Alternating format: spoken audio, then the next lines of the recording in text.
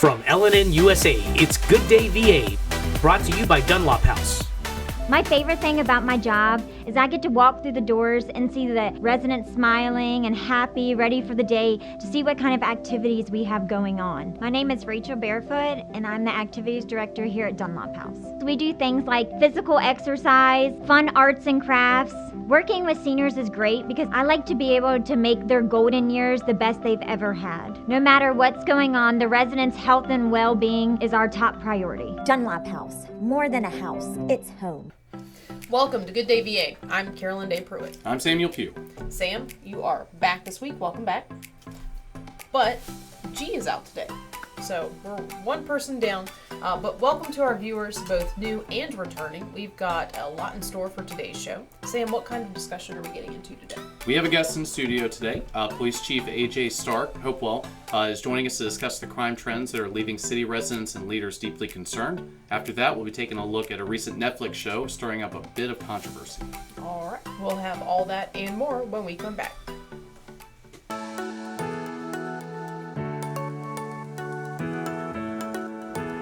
Yes, you can still get haircuts, colors, highlights, waxing services, everything that's going to make you look great right here at the Apothic Company.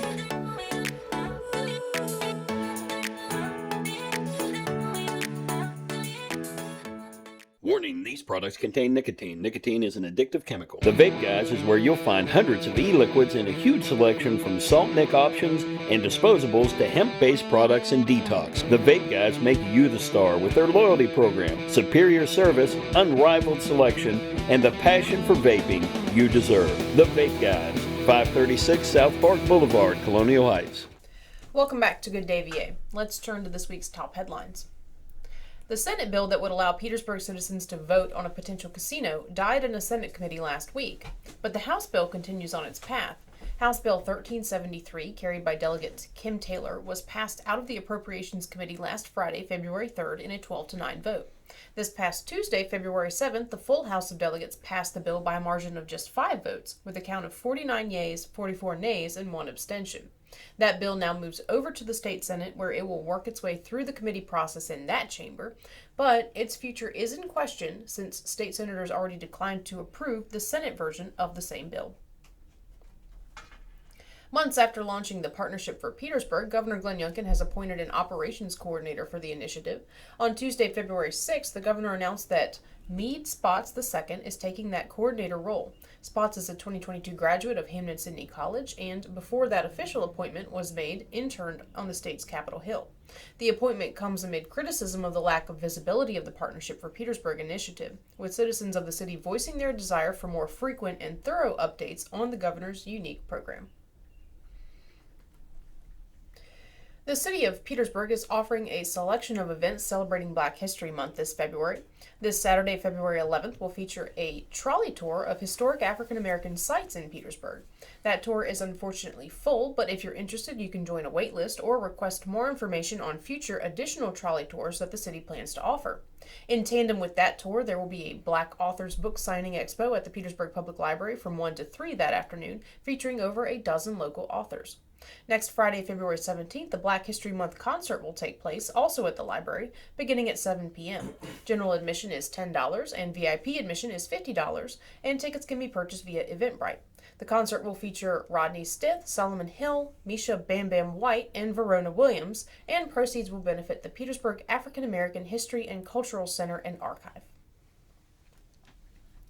Though it's just February and there are still months left in the 2022-2023 school year, Prince George Public School officials are already talking about next year.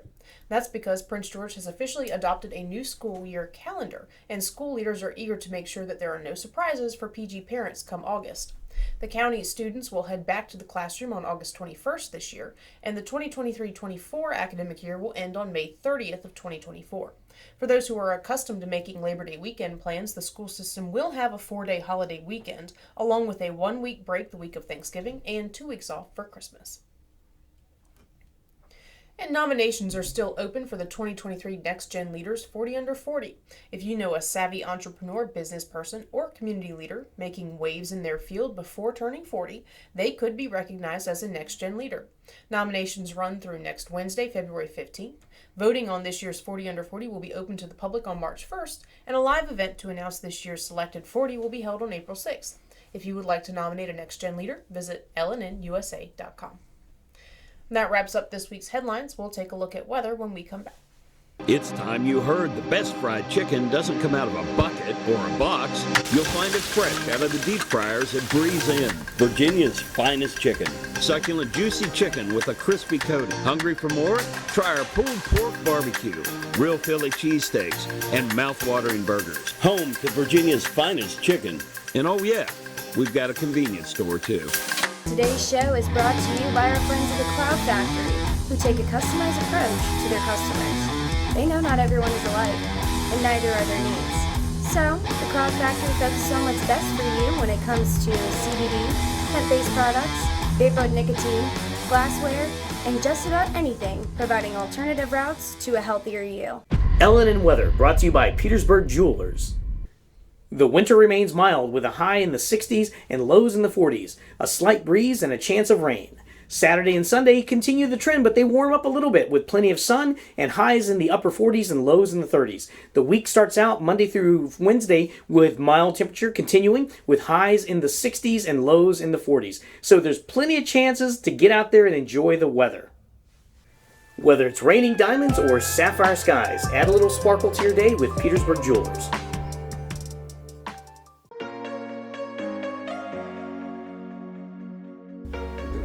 Hello, I'm Dr. Sandy Elbaum with Chester Family Chiropractic Center, and today we're going to talk about hydration.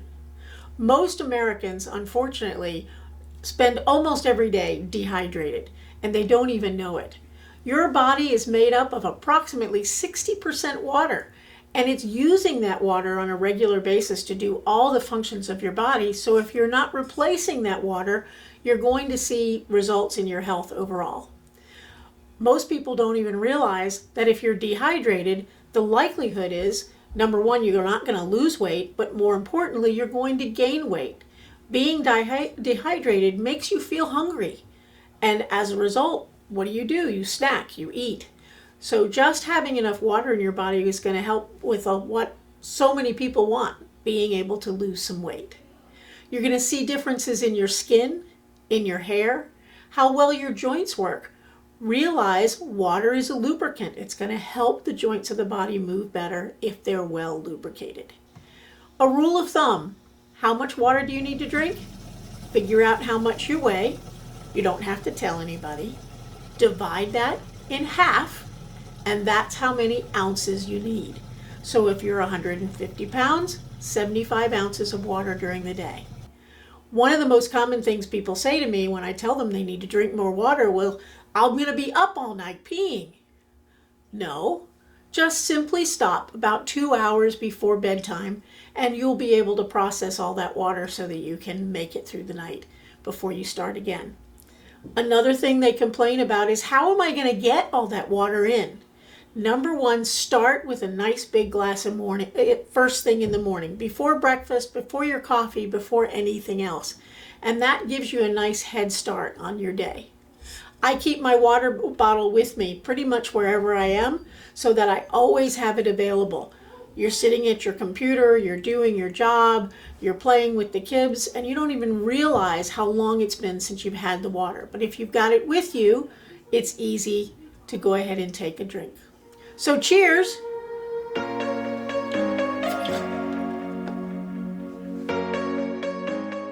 Hi, I'm Dr. Sandy Elbaum. And I'm Dr. Adam Elbaum. We're chiropractors and we love what we do. We change lives on a regular basis. We go from pain relief all the way to wellness. We work with the cause of the problem, we help solve the problem, and put your life on a whole different path. If you're concerned about your health in any way, or you just want to be healthier all the way around, come see us at Chester Family Chiropractic Center. Welcome back. Over the past few months, Hopewell has witnessed the tragic death of 8-year-old Paris Moore in a drive-by shooting, which sparked a march where citizens took to the streets and sidewalks to voice their concern with rising crime in the city.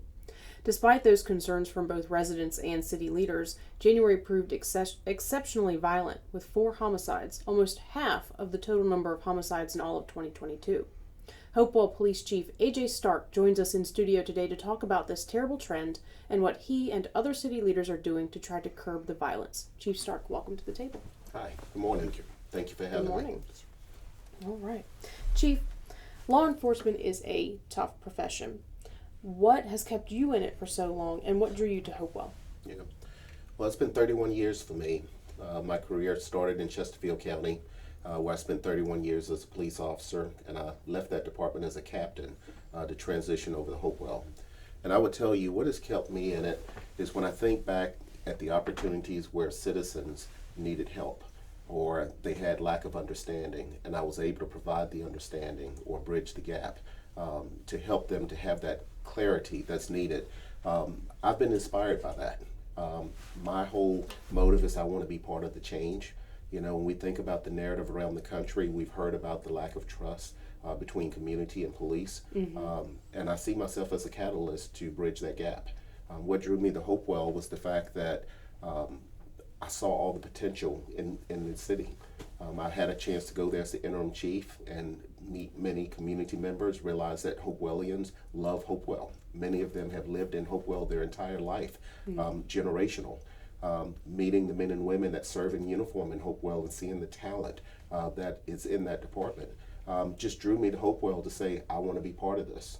So that's really what motivated me to want to build the Hopewell team, build the hope in the community, and help move that community forward. So that's my motivation. That's wonderful. So the job is not getting any easier over the course of time. As we said in the intro, in 2022, 9 homicides occurred in the city. But just in this past month of January, the first month of 2023, the city has already seen 4 homicides. The crime rate was 164% higher than the national average in 2022. Statistically, Hopewell has become a more violent place to live. What is being done to curb that trend? Yes, absolutely. You know, in addition to the community engagement that we believe in, we are taking a proactive approach to the violent crime uptick that we've experienced. Some of the measures that we put in place, we started a violent crime task force.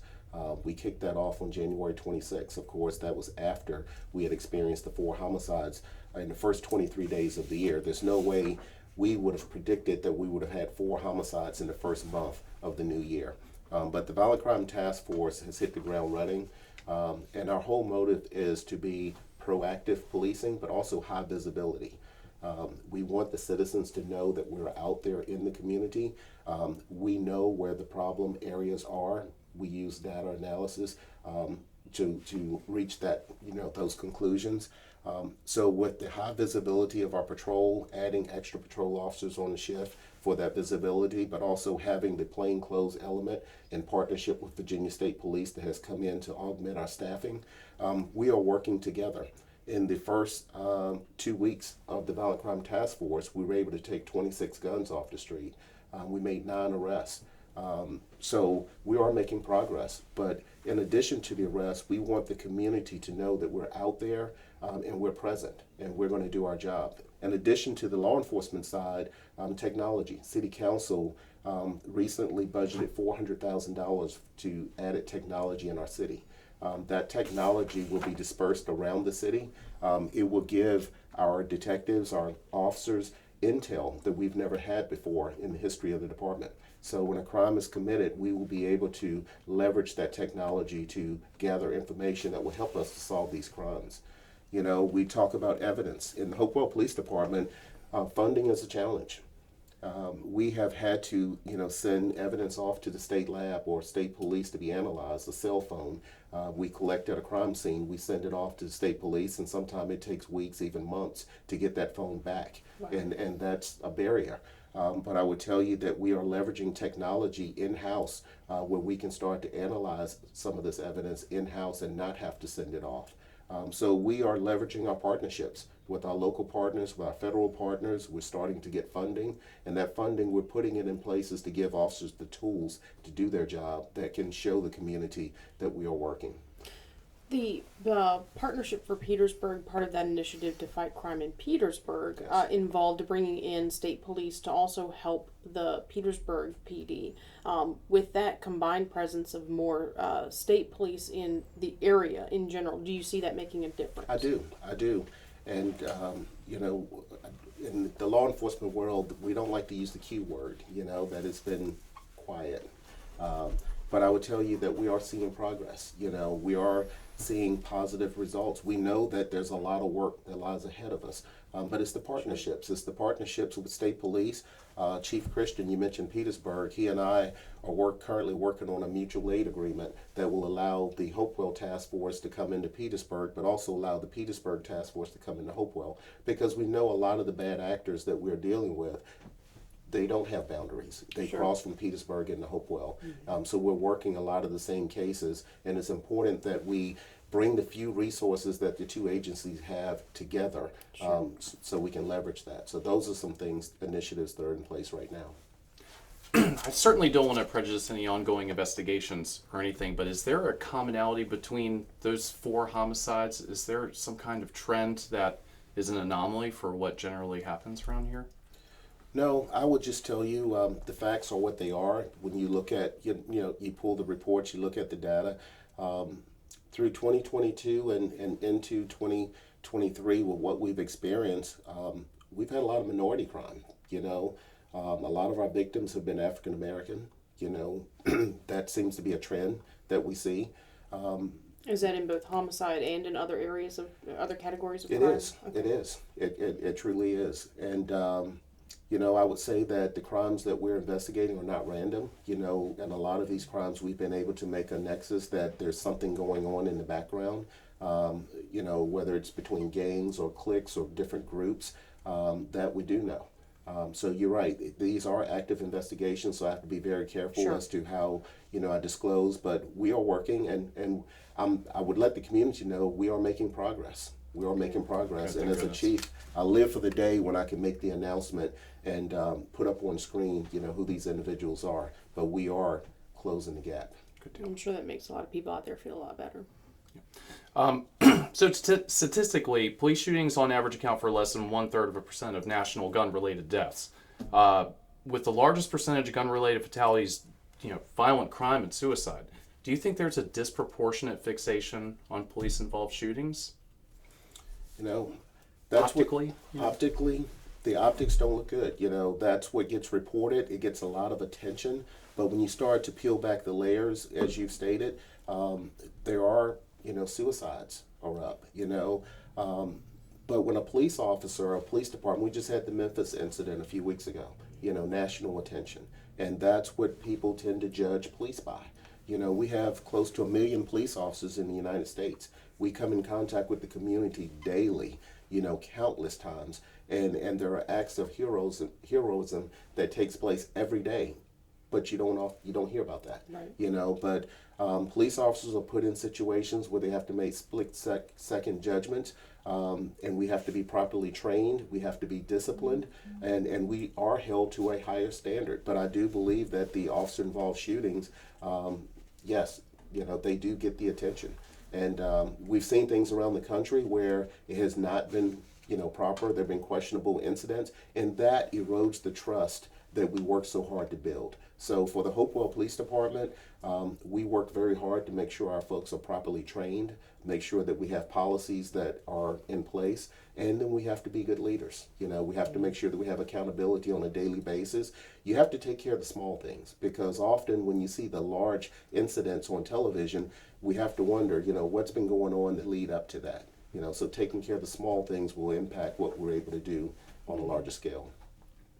So you mentioned training. I've read that the military spends up to 1/3 of their time with ongoing training, technical training. What is the pattern of training for Hopewell police officers? Is there consistent ongoing training for people who've been on the job for years? There is consistent training. I would tell you that as chief, one of the things I am looking to do is to even expand that. I spent 30 years with Chesterfield, and in Chesterfield, we had our own academy, in-house academy. So when you join the Chesterfield Police Department, you get trained in the Chesterfield Police Academy. And in addition to that, on an annual basis, we had the facility to have in-house training. A lot of the training that we do in Hopewell, when you come into the department, we have a regional academy. You go to the Crater Criminal Justice Regional Academy. It's a very good academy, but you have members of other agencies that are also attending that academy. So once that academy concludes and they come back to Hopewell to begin working with us, we then do some in-house training with our officers as well, specific to Hopewell. Sure. And as chief, one of my goals is to make sure that we continue that in-house training on an annual basis. Look around the country, see what the trends are, see what the hot button items are, and make sure that we're offering our officers, up-to-date resources, current training to make sure that we are moving our agency forward. I also imagine bringing everyone back together who are going to be specific to Hopewell also helps with teamwork. Absolutely, inside of the absolutely, department. and that's one of the biggest reasons that we take that approach. In light of you already mentioned the death of Tyree Nichols by police officers in Memphis. There's also a need for more aggressive police practices or efforts to fight the increasing crime and violence in the community. How do you balance the perception or the possibility of police brutality with being tough on crime? Community engagement. It is important to have a strong relationship with our community. We can't just go out into the community when there's a problem, but it's an ongoing effort. We have a Citizens Academy that's beginning next Thursday, I believe February 16th, will be the second Citizens Academy we've had in the history of the department. I'm very proud of that. It's an 8-week program that citizens will have an opportunity to go through some training to see up close and personal, to learn more about policies and police procedures and just why and how we do things. Our goal is to educate our community, strengthen those relationships, and keep them healthy, so that as things occur in our community, we have that trust already in place. And, we talk about the uptick in violent crime. I would just like to share with you and the audience, I am well aware that if you have violent crime or any crime and if the public does not believe that arrests are being made, that erodes the trust in the police. And people start to lose faith that anything's going to change, and that can also drive up the crime. So it is important to have that accountability with the community to show them that yes, we are a partnership, and information that you share with us, we are going to use that to help close cases and make sure people are held accountable. So it's an ongoing process. If someone was interested in attending the Citizens Academy, who do they get in touch with for that? Well, we have it listed on our police website, but if you just contact the Hopewell Police Department at 804-541-2222, we will be happy to give instructions on how you can apply. Very good. Outstanding. So the number of full-time law enforcement officers in the U.S. has declined from 20 to 21 over 36,000. Yes. The trend is estimated to become even worse going forward. Recruiting, retention is a challenge. There's bad press, increasing crime, and violence in the society and towards officers in particular. So why would anyone want to be a police officer when the line you have to walk between, being held accountable for violent crime and being too aggressive on cell phone cameras is so scary? That's a great question, but I would tell you that it's something deep down inside.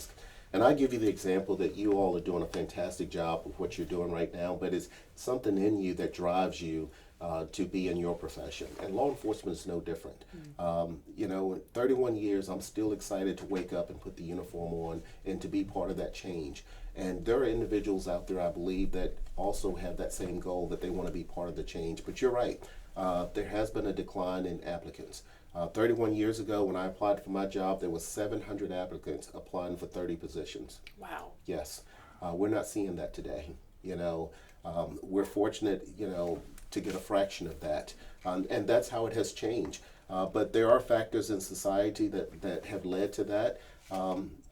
But for the officers that are in uniform, that are doing the work, it's a calling. It's a calling that many people on the street would say to us, officer, I wouldn't have your job. And what most officers will say, sir, ma'am, thank you for your support, but I don't think I could do your job either. So we are, I do believe there are people out there that have that calling and will serve us well going forward in the law enforcement profession. I bet there's a momentum that builds in your career once you've helped someone and you feel like you really changed someone's life in the right direction, that gives you the confidence to keep waking up every morning and fight through, larger macro societal issues, to keep doing it every single day. It helps. Yeah. I tell you, recently I had an opportunity to attend a homicide victim support group meeting. First time in my 30-year of policing career. But to be in a room with family members that have lost, loved ones to violence, and to sit there as the police chief and to know that it has happened in my city on my watch has been impactful. It makes me want to work even harder to make that change. It makes me want to work even harder to help the men and women in uniform to understand just how much it means to the community for us to do our jobs and do it well.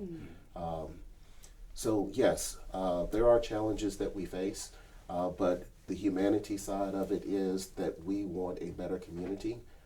We see ourselves as we've been called to help do that, but we also know we can't do it alone. It takes partnership. Sure. And that's why I come back to the community engagement, because relationships are the foundation that we must stand on. Without strong relationships between police and community, we would never be successful. So that is really what we focus on. And I don't want all of the focus to be just things are terrible, crime stats are up, because there are some statistics in the weekly reporting that have declined. I think it's like vandalism, theft. So that is declining in Hopewell. Yes, it is. So what efforts have made a difference there? I do believe, again, you hear me say community engagement, but awareness. A lot of the motor vehicle thefts, the reports that we take, are people leaving their keys in the car, or someone allowing the car to continue running while it's unoccupied, and then the car, happens to disappear. So again, we continually put out public service announcements. We continue to educate our community. And I do believe that as we continue to strengthen those relationships, what I'm seeing in Hopewell is the community is starting to get involved. The community is tired and they're ready for a change. We're seeing more community members show up for community meetings. I'm told that, Chief, for Neighborhood Watch, you might get 3 people. We had a community-wide Neighborhood Watch meeting last week, and I would tell you the room was filled. There were people actually standing, and it was a positive meeting. It was a positive meeting, a lot of words of encouragement. A lot of members are coming forth saying, we don't have an active Neighborhood Watch, we would like one. And it creates opportunities for us to engage and to make that happen. We set a goal. Right now we have 7 active Neighborhood Watch groups in Hopewell. I hear that in the best days that number was 15.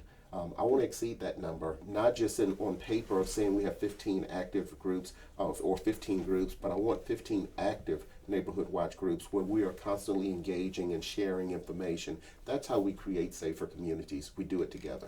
What a wonderful force multiplier that must Absolutely. be. Absolutely. Y'all will have if y'all achieve that, that'll be a much busier National Night Out this year. It would, absolutely. That would be a welcome thing, wouldn't it? It would be a welcome thing, and you know what? It will show in our crime numbers as well. Because when we start to pull together, if you see something, say something. The safer communities are the ones that if they see a strange car that doesn't fit, someone's going to say something. Sure. And sometimes it's the little things that lead to the larger, things being uncovered. But we have to do it together. That's great. Well, I think did you have another question? One more tactical question. So do you think that there's any kind of correlation between aggressive traffic enforcement and downstream decline in violent crime? I've seen a lot of stuff back and forth nationally about that's one strategy you use to proactively attack violent crime rates is increased traffic enforcement. Well, I would tell you that I do believe that we have to be proactive. And what I tell my officers is it's not about a quota. It's not about how many tickets you write, but it is about doing your job. So traffic safety is important. Traffic, get out there, be proactive, be high visible. But if there's an infraction, make contact, make citizen contact. A lot of times it's the little things of rolling through a stop sign without coming to a complete stop. On the, on surface, it seems like something really small, but what you don't know until you make that stop is the person has an outstanding felony warrant, or there's an illegal gun in the car. that never would have been discovered had we not been proactively watching that intersection. So it's the little things that we do that often leads to some of the bigger cases being solved. Makes sense. Yeah, good. All right.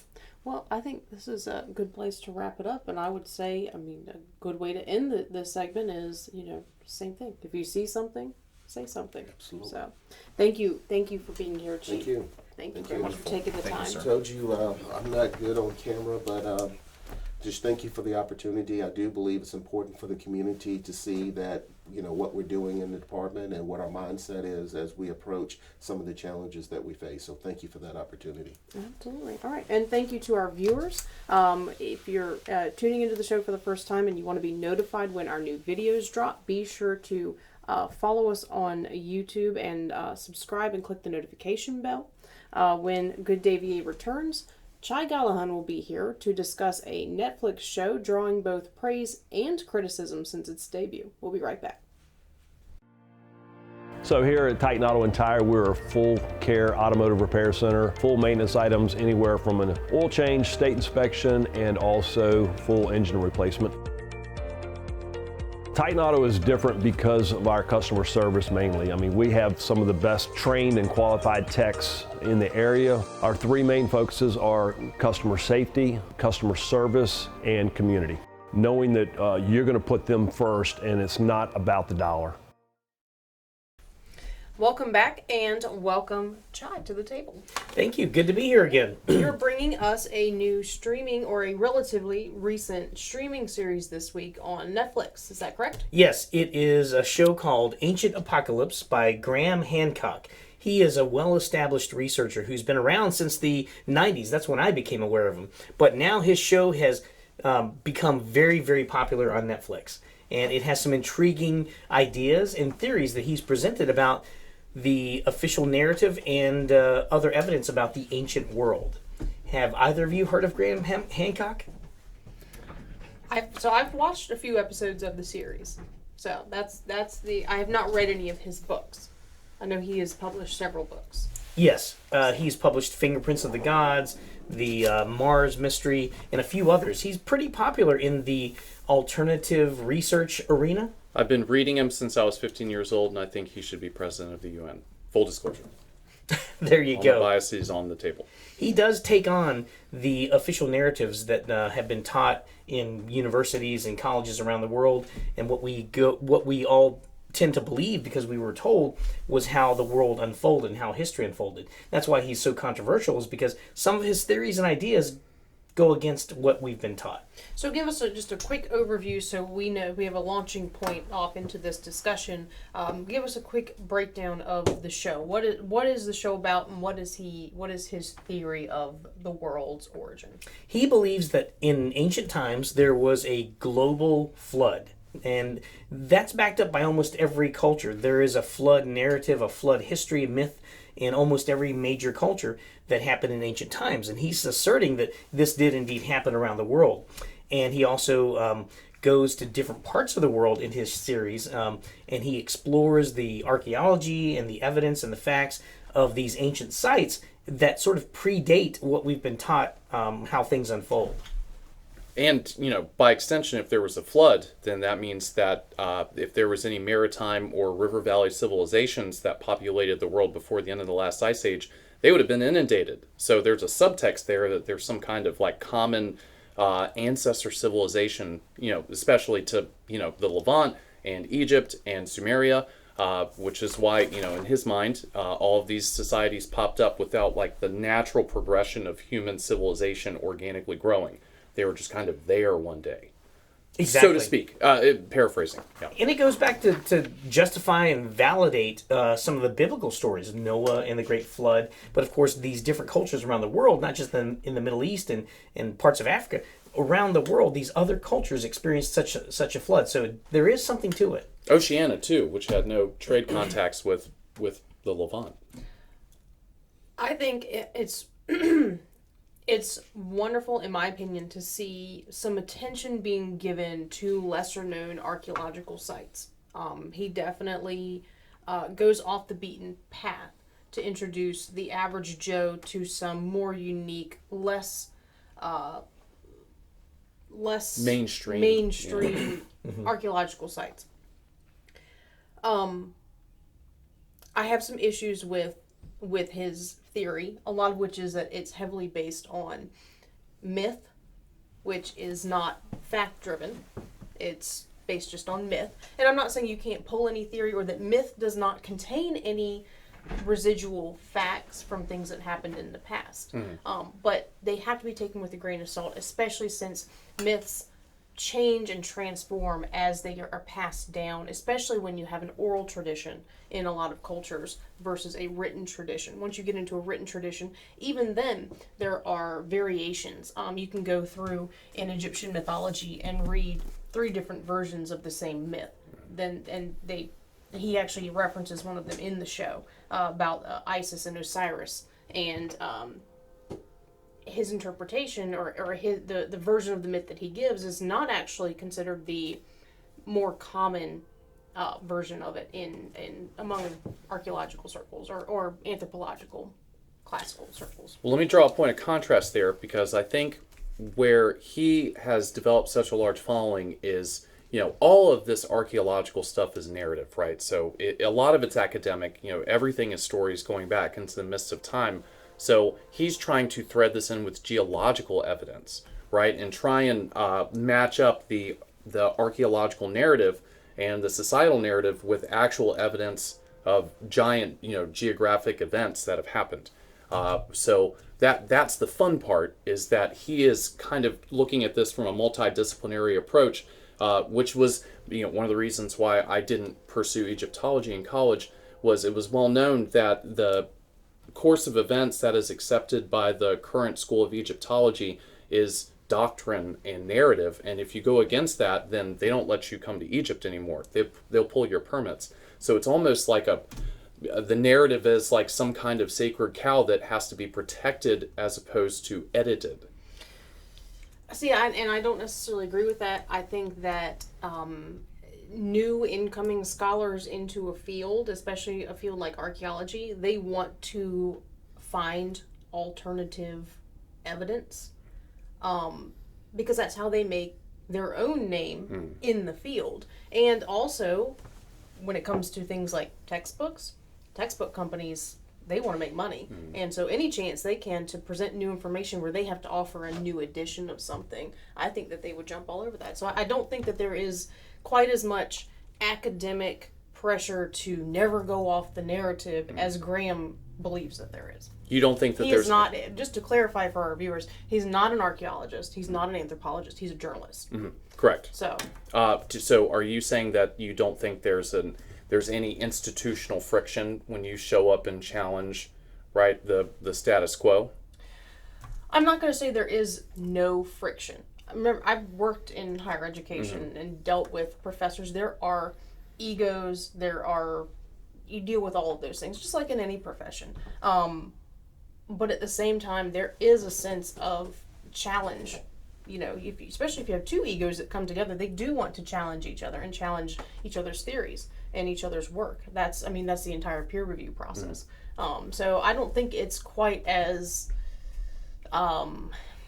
mobbish as he presents it. So you said egos, and the whole time that Graham Hancock was doing all of his work for Fingerprints of the Gods and Chariots of the Gods and the stuff with Dr. West, the guy who was running Egyptian antiquities' name was Zahi Hawass. Yeah, is a notorious egotist. And I think he's basically been disgraced, but he had iron control over the sites and the interpretation of everything coming out of the ground for like 25 years, I think, at least 20 years, so maybe closer to 30.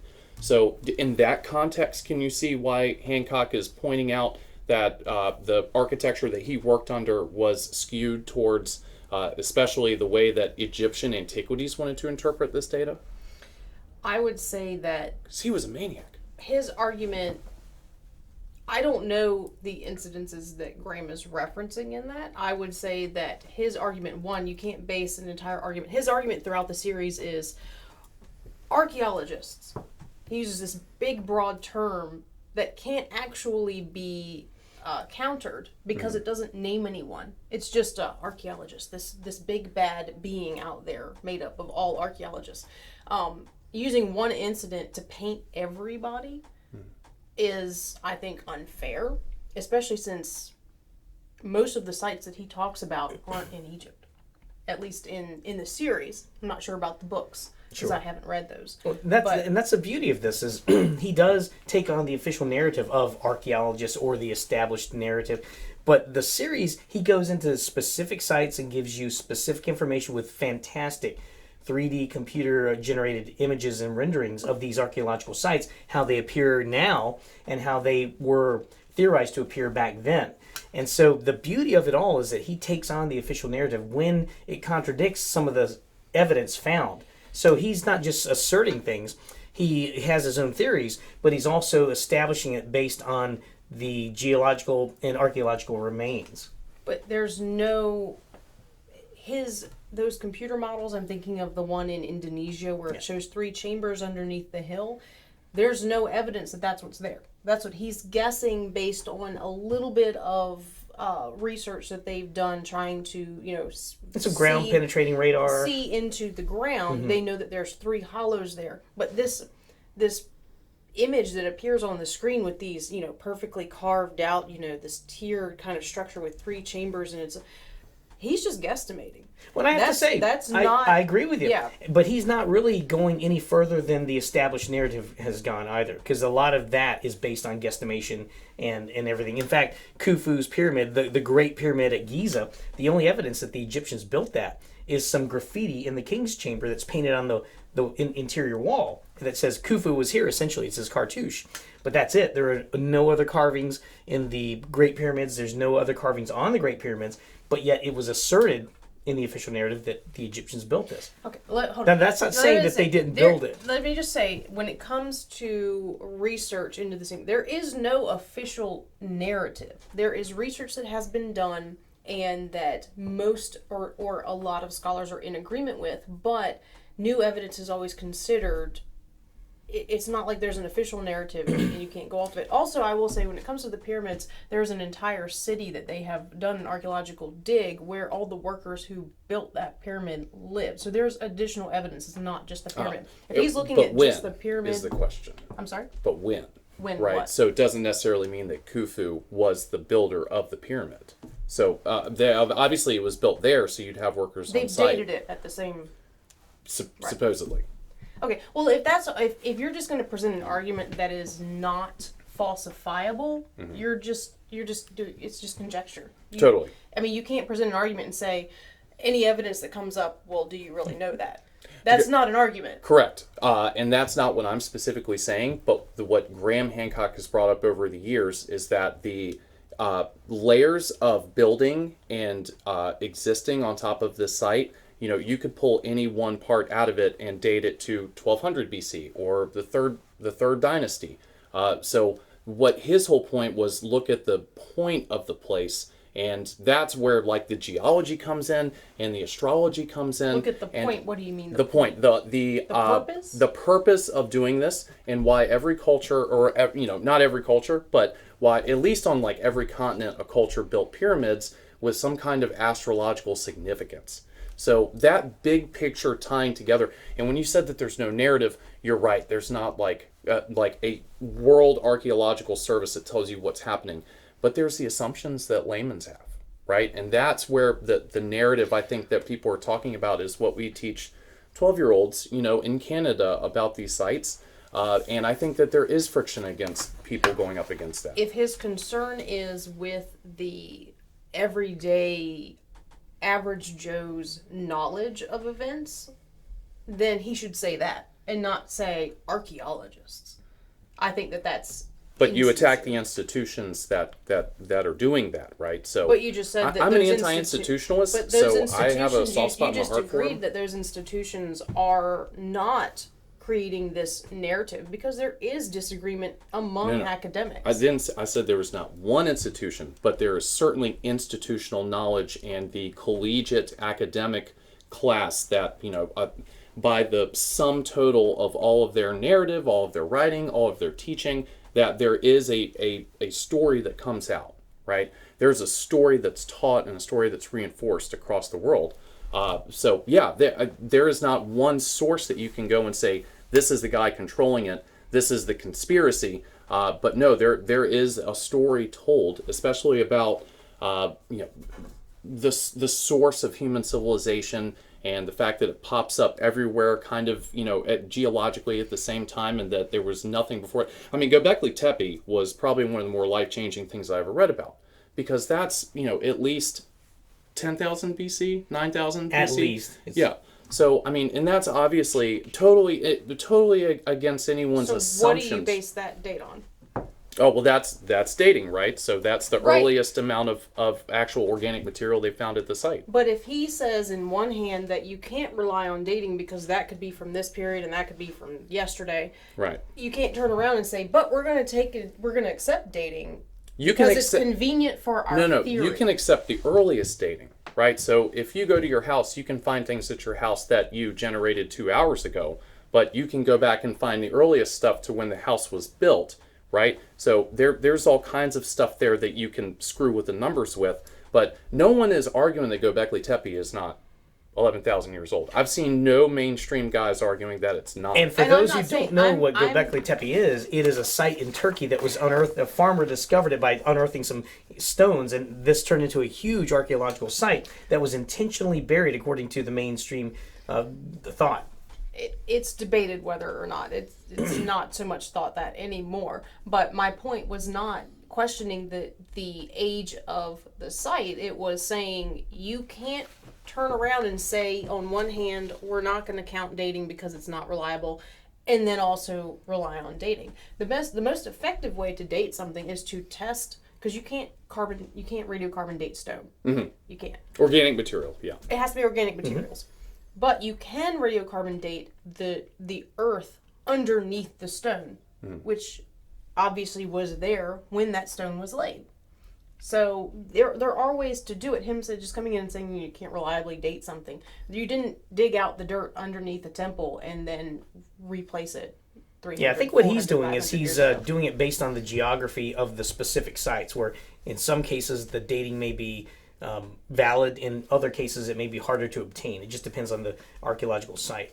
Yeah, and radiocarbon dating is and to your point, radiocarbon dating is pretty tough to go by, because I read stuff from now and then that they revise the stuff back and forth 500 years, or different institutions pull different radiocarbon dates out of the same site. So conceding the point, right, that you can't go to something and be like, that was 6,000 BC. But as far as Göbekli Tepe is concerned, I would love to see if people have been challenging the narrative of that date, because I haven't seen that, and I've seen, especially in Turkey, the local universities, right, the ones that are running the archaeological dig, they've all been pretty consistent in saying that the organic material they pulled out of the site, was somewhere, I think, between 8 and 10,000 BC, which predates everything else we have by 6,000 years. I mean, I think that warrants discussion and investigation, because that would be gigantic if there was some kind of society that was capable of doing that. The possibility that there was a society that was capable of doing that. I'm not saying that there is no possibility. I'm not one to ever just say, no, that's impossible. Mm-hmm. That didn't happen.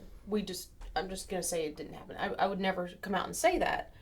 But I do think that if you're going to present this controversial theory, you need to show some evidence for it. And so let me go over real quick. So basically his theory is that there was a pre-Ice Age civilization that was far more advanced than the earliest humans that we currently have archaeological records of, is basically his point. And I believe, correct me if I'm wrong, that he is referring to Atlantis.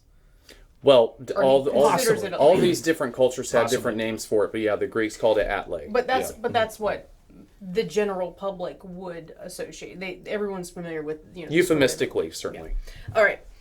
Here are the reasons why I don't think he's presented enough evidence to back up his theory, or things that he is not taking into account when he is forming his theory.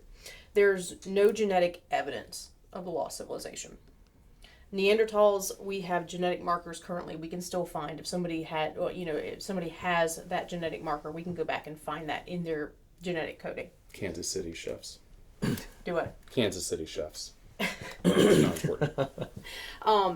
So why wouldn't there be Bigfoot. genetic markers of this other group?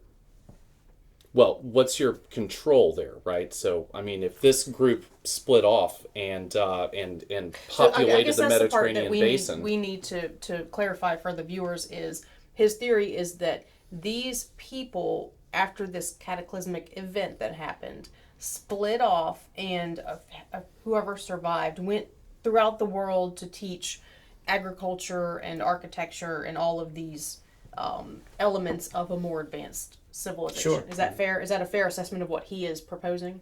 or that colonies, like if Athens was destroyed in a volcano, you would have had Greek colonies all up and down the Mediterranean. So, they would have already been spreading out and doing that to a certain extent before cataclysm. And again, that brings us back to a global flood myth or history that almost every single major culture, and I say almost, but I believe he asserts every major culture has in its history, oral, written, or otherwise. So there is evidence because it's so pronounced around the world.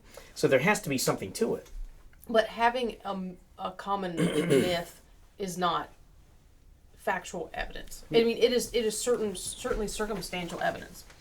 In that, yes, we can consider this and think about it, but we can't it's not like I dug up a bone and it's here evidence physically in my hand. Well, I don't think anyone is arguing that here is absolute proof that disproves every major archaeological department in the world. The argument is that all of the circumstantial evidence is compelling. So it should be taken seriously, and we should put some effort into trying to find out if there's something to it or not. I think where reading so much Graham Hancock, a man surrounded by such gigantic controversy, is that he is surprised that there's not more questioning of the narrative. Like we do with everything else. If the government told you that the Chinese balloon was gathering data on football teams, then you would question that. So I don't think that this one institution is completely insulated from scrutiny, which is his point. That's the big picture. All right, we're getting the cue. We're going to have to wrap it up. But just to quickly go over, okay, so we have no genetic evidence. Oh, you get the last word with the genetic evidence. I see how this goes. Okay. There is no genetic evidence of another civilization. If they went and intermingled and taught to all these different groups of people, there would have been some hanky-panky. Well, and here's the thing. There's no evidence saying that we're not descendants of this ancient civilization. We could be the descendants of these ancient peoples. They became the Egyptians and the Phoenicians and the Greeks and the Sumerians. But that's not what he's saying. He's saying that there were... I mean, he clearly says in his show that there were these people who were more advanced, and then they went out to the other civilizations who were not as advanced, who, as he says, could not have built certain of these larger monuments. He says that in the show. So that's not his theory. Is this group was more advanced, they went out to these other groups. That's what let's stick with what he's theorizing. It's his show.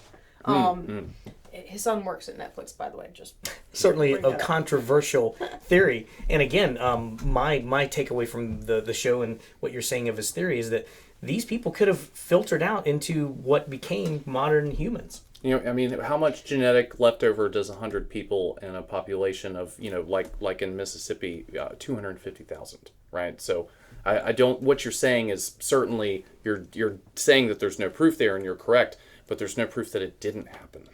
But again, that's I know, not the that's why it's fun. academic That's why it's fun to That's argue. what makes us really That's interesting. what makes it fun. Second point. There's no food cohesion. If they went out and taught agriculture to all these different groups across the globe, there would be more consistency in the types and the methods of agriculture, the types of food grown, etc. There is no evidence of that. Everybody drinks beer and wine. Every culture makes fermented liquids. That's a safety issue. That's a safety issue. There are going to be certain things that every culture has in common just because it is part of survival. But if you go to somewhere, if you come from a place that grows corn and you go to a place that has soybeans, live by beer alone. Yeah, so you grow soybeans. So agriculture is built into the climate that you go to. So of course they're not going to be a common Atlantis potato across the world. That's right. No, but you're telling me that somebody who was in this area of the world and had this advanced civilization went over here to China and said, you know what? I know so much about rice. It grows in water in these rice paddies. But also, they're going to go over to South America and say, oh, here's where we're going to grow potatoes. And this is how you grow potatoes in the Highland Mountains. Well, I think... No, they're not going to all have that knowledge and be able to teach such a wide array. But the argument is to take hunter-gatherers and turn them into agrarians. So the abstract concept of division of labor and having food surpluses, you know, this is a magical thing that humanity tended to come up with at the end of the last ice age. So, you know, is it possible that it happened? I mean, not possible, but, you know, did it happen across the world organically? Certainly possible, right? I mean, it's probably that way. But is it possible that there was an influence, right, with alcohol and you know, commonalities in the way that they built their monuments? I mean, there's, like you said, it's a lot of circumstantial evidence, not proof. But man, it's fun to read about, and I think it should be taken seriously, and people should go out and actively disprove it. Okay, I have one more Oh point. my goodness. That's okay. If one group of people went out and influenced so many different cultures, there would be more consistency, there would be clear thread lines, consistent thread lines between all these different cultures and their art and architectural styles. There are no through lines there. Well, here's one example. They discovered in an Egyptian mummy in Egypt, cocoa beans were put in the sarcophagus that originate in South America. So there's a direct evidential connection right there that South Americans and the Egyptians had a connection because the cocoa bean in the mummy sarcophagus. So that's one example of cross-cultural connections that seem impossible in an ancient world where there wasn't communication and travel. Okay, well, I don't know anything about that particular case, but if they were, wouldn't you see more similarities in their art and architecture? You look at Mayan wall art, basically, carvings. Yeah. They look absolutely nothing like the hieroglyphs or anything that you see in an Egyptian temple or tomb. Well, let's say 1,000 years ago, an Arab travels to you and teaches you algebra. Would you change your entire society to match a society 1,000 miles away automatically? But it's not just, hey, I brought you this one element. He says that the people were too simple to build these monumental architecture. So it's not like, hey, we already built this and then this guy came in and he knows what Corinthian columns are, so we're going to throw some up on the temple over there. He's saying that they didn't build the temple till those people came and taught them. Mm-hmm. So, but you still wouldn't have, you know, absolute uniformity in the way that culture expressed itself. I mean, they didn't do it. So if you're teaching the basics of civilization to someone, then all of the aesthetics of it would develop organically on its own. Of aesthetics, there are pyramids in Egypt. And there are pyramids in South America. There are pyramids in Asia. Different. Well, they're essentially the same But that's structure. the same shape. It's weird. essentially the same structure, really four-sided. It's in Bosnia. They're in Indonesia. And one of them is a temple on top of it. Now, here's Just because everyone decided to build up doesn't mean that they talked about it beforehand. Well, it doesn't mean they didn't either. And also, here's the deal: the ancient Here we go. ancient cataclysm that could have happened could have been so terrible that it would have pretty much sundered ancient civilization, and we barely made it back. So there are going to be differences, and there are going to be similarities, and that's what we have here. We have similarities in the design of pyramids and differences in the design of pyramids, and we also have them more around the world than we ever were taught. Like you mentioned Bosnia, there's a pyramid there. A lot of these ancient pyramids have been grown over by trees and plants and other natural features, and they're just now discovering them almost everywhere. Okay. It's just fun. It is. CD. Okay.